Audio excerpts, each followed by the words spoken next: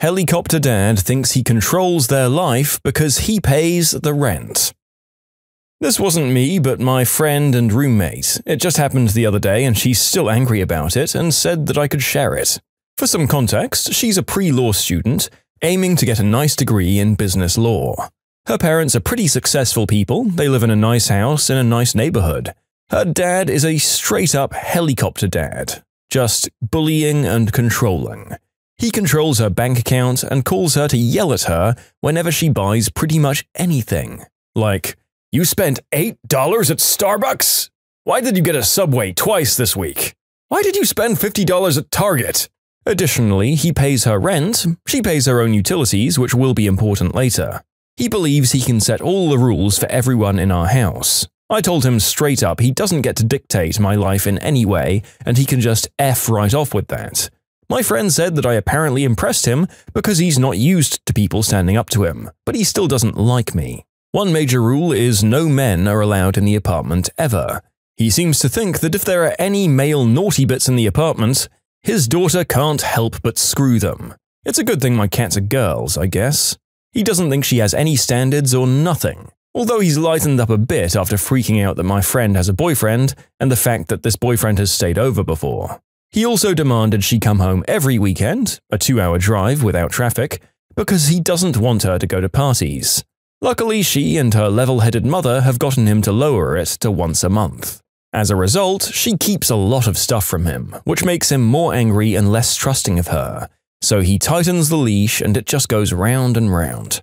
For example, he doesn't know that 2 boys subleased from our previous roommates for the summer. They were in the dorms but taking summer classes, so they needed a place to stay for the summer. They were my old roommate's brother and his friend. Shocker, none of us did the deed together and there were no wild parties. He also doesn't know that her boyfriend has been living with us since May, since he graduated, and is staying with us until he finds work, because he just got his CPA. She also didn't tell her dad that she took a part-time job over the summer. Now, the last 2 bits are important. See, her boyfriend has been staying with us. He's also been paying utilities. I think he should also pay rent, or at least half of her rent, but whatever. She also wanted to have some fun money to go out over the summer. She was taking summer classes but had a light workload. She got a job at the liquor store a block from us and worked there all summer and left after the fall semester started. So because her father can see her bank account and he'd apparently lose his mind if he ever found out his daughter dared to work and try to be a responsible adult, she never told him and never deposited her checks. She cashed them out. Additionally, because her boyfriend is also paying utilities, we've been splitting it 3 ways instead of half, which was showing in her bank account since she has to pay the full bill because it's in her name. Fast forward to yesterday. My friend ended up depositing some of her cash from her job this summer in order to pay for last month's utilities. Because her boyfriend forgot to pay her, he PayPals her the money so her dad can't see it, and the check I gave her bounced because at the time I didn't have any money in my account. I'd told her to wait until I got paid, but she deposited it the day before I would. The bounced check and the sudden $100 deposited in her account caught the attention of her father. What resulted was an hour-long screaming match on the phone. She told me later some of the crap that he'd said. He'd called her a tramp and a liar and demanded that she report me to the police for fraud. Dude, it's just a bounced check, it's all good. He dug into her because she admitted the $100 came from her job this summer because he was accusing her of either selling substances or herself. That's where he lost his crap. Apparently, dear old dad was more livid than anything that his daughter would dare take work at such a lowly place. His words. Specifically, he was mad that she didn't tell him she had a job, that she should have been focusing more on schoolwork.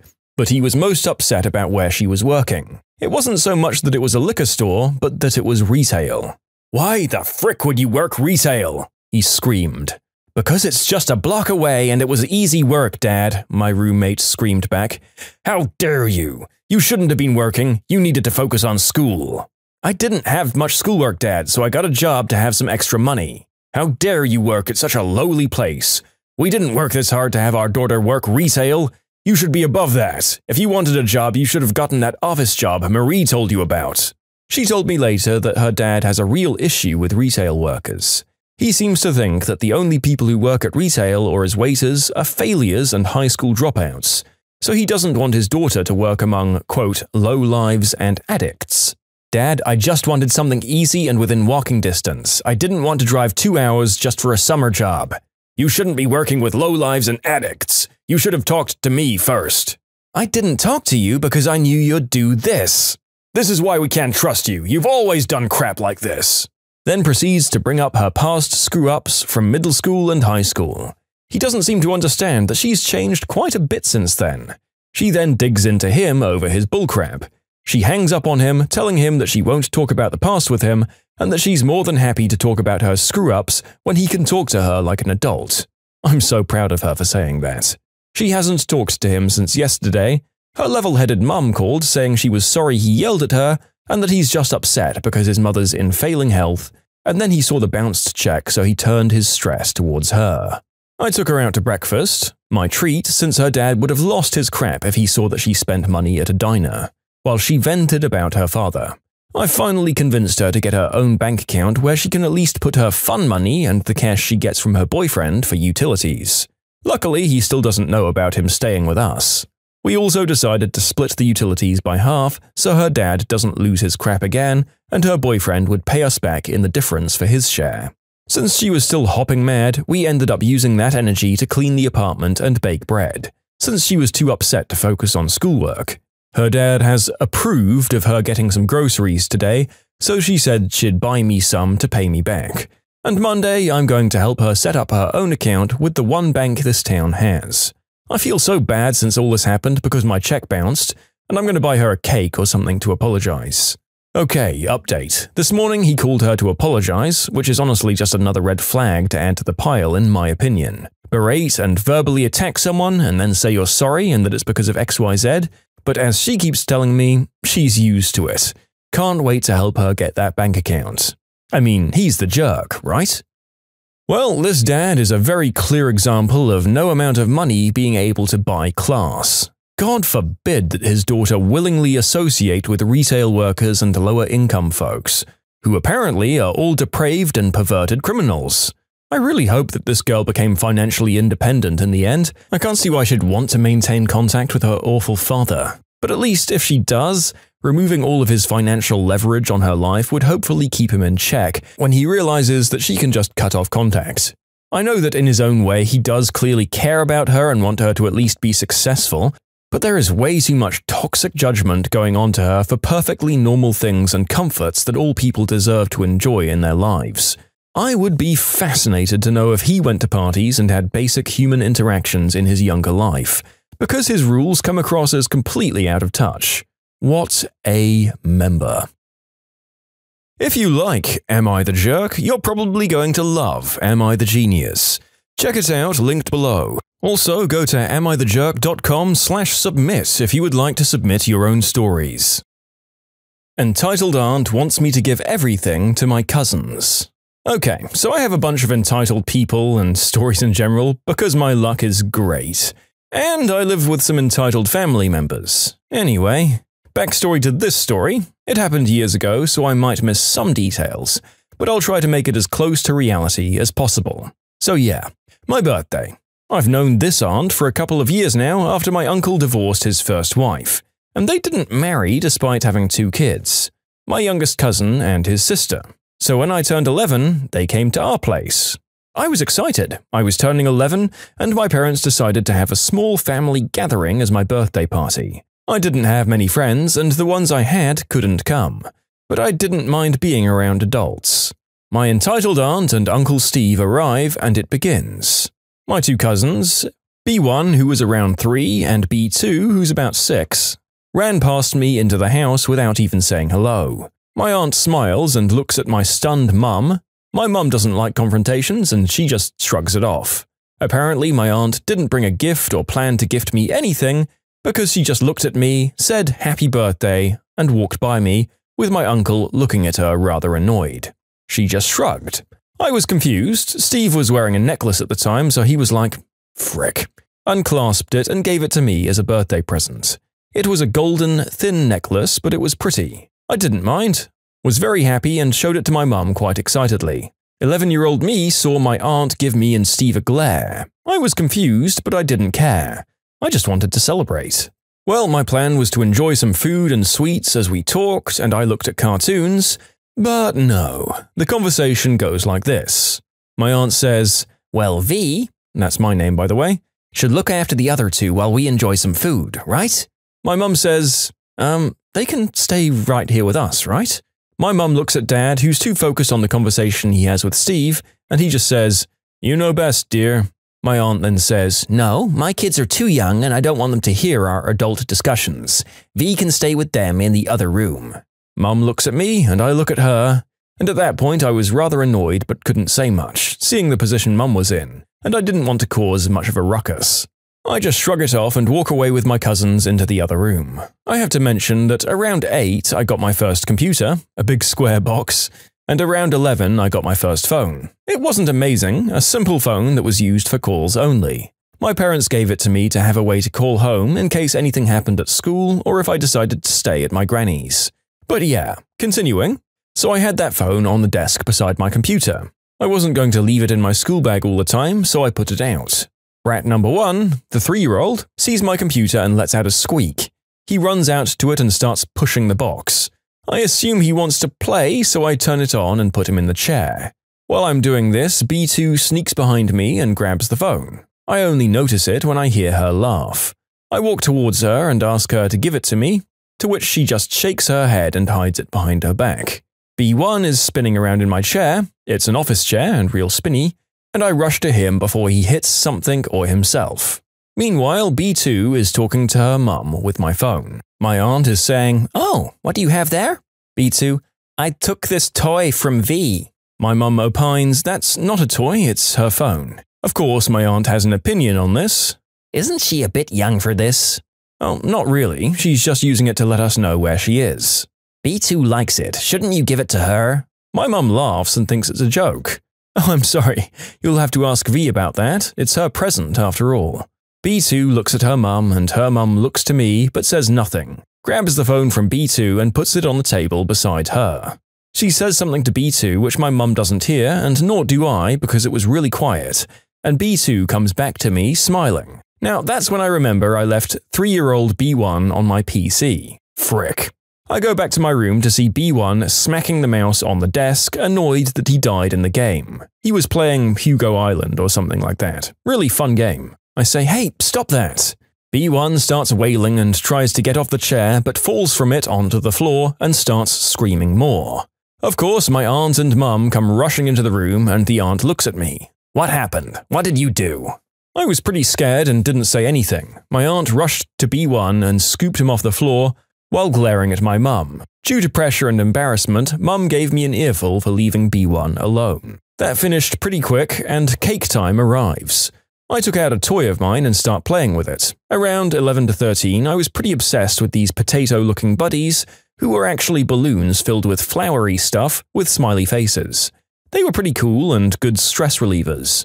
A birthday present from a good friend of mine was a yellow one like that. B1, who was sitting beside me and Steve, sees my toy and gets interested. "Gimme!"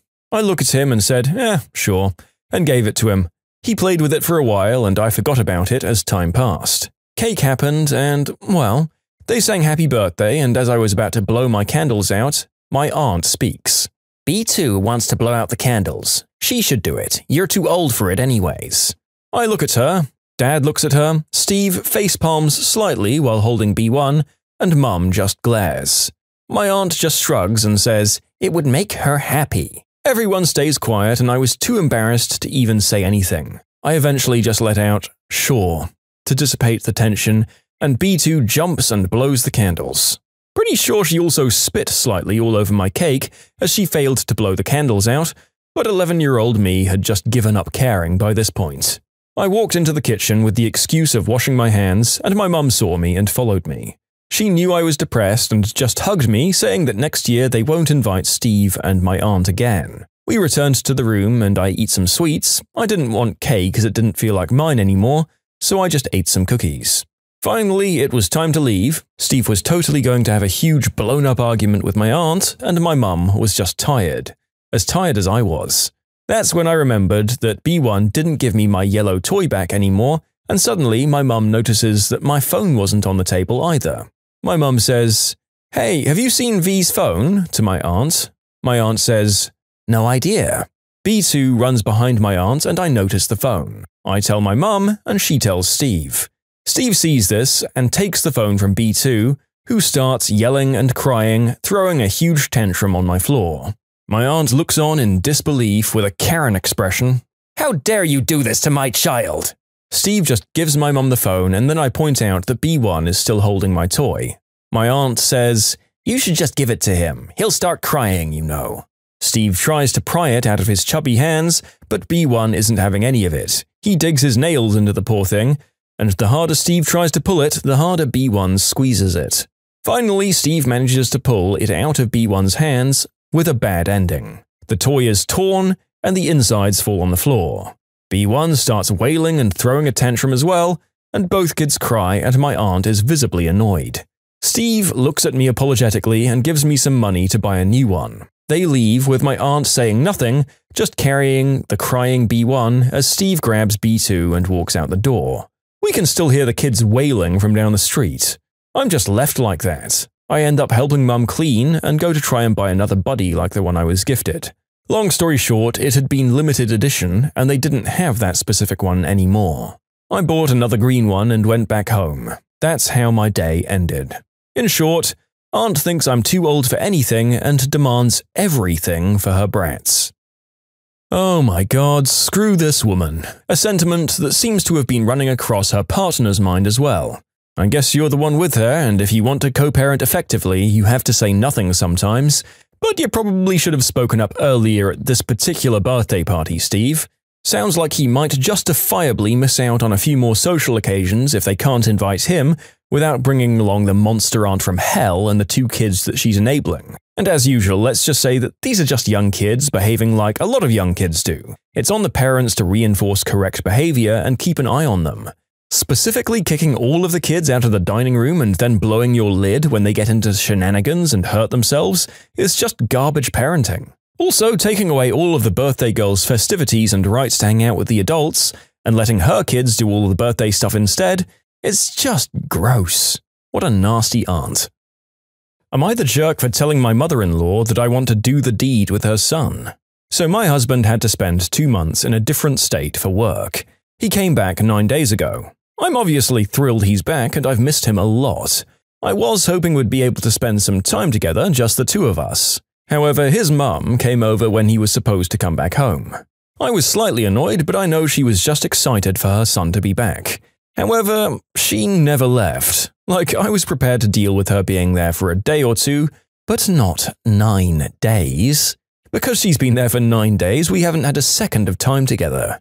She insists on staying here instead of a hotel. For the record, she lives an hour away. The guest room is right next to ours and the walls are paper thin. When the two of us go out, she comes with us. Or makes one of us stay with her, because otherwise we'd be bad hosts.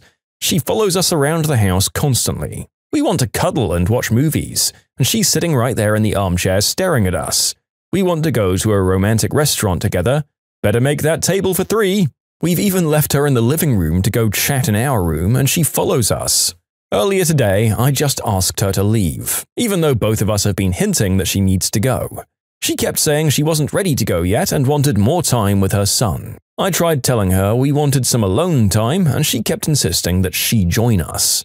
Finally, I snapped and said, "Since you seem to be so oblivious, I'll put this bluntly. I want to F your son. If you don't want to see or hear, then you need to leave." I know this isn't the classiest response, but I was frustrated. Anyway, she yelled at me but eventually left. We finally got to have our alone time, but now she's blowing up both our phones. She's saying that I'm disgusting and have no respect for her, her son, or myself. She keeps telling my husband that he shouldn't be with someone so crude, and how dare he let me speak to her like that. I'm sure you get the idea. After reading the feedback I'm getting, I'll definitely let my husband know that he needs to step up. I agreed that it should have been him who made her leave. I love him to death and want to be accommodating to his fear of making her angry, because she's nasty when she's angry and will turn his whole family against him. However, he needs to set boundaries. But I also know that what I said was really inappropriate, so am I the jerk? Ha! How out of touch do you have to be to not be able to imagine what a married couple might want to get up to after they've been apart for so damn long? Even aside from bedroom activities, couples need time to be together. I know that my mum specifically forbids me from joining my married siblings on walks and stuff on family trips unless they invite me, because their time together is sacred. And I guess what my mum does is a little further in the opposite direction than the lady in the story, but it's a heck of a lot more reasonable than what's going on here. It sounds like maybe the husband should have stepped up sooner. Maybe this will be a good learning moment for him. With his mother blowing up his phone and telling him his wife is disgusting, maybe he'll be forced to take a stand. Possible silver lining, I hope that it works out. When you subscribe, make sure to hit the bell to turn on notifications. Put the playlist on in the background to finish listening to all the stories. Or if you want to check out some great music, check out easymode.com. If you like Am I the Jerk, give Am I the Genius a shot. Everything linked in the description.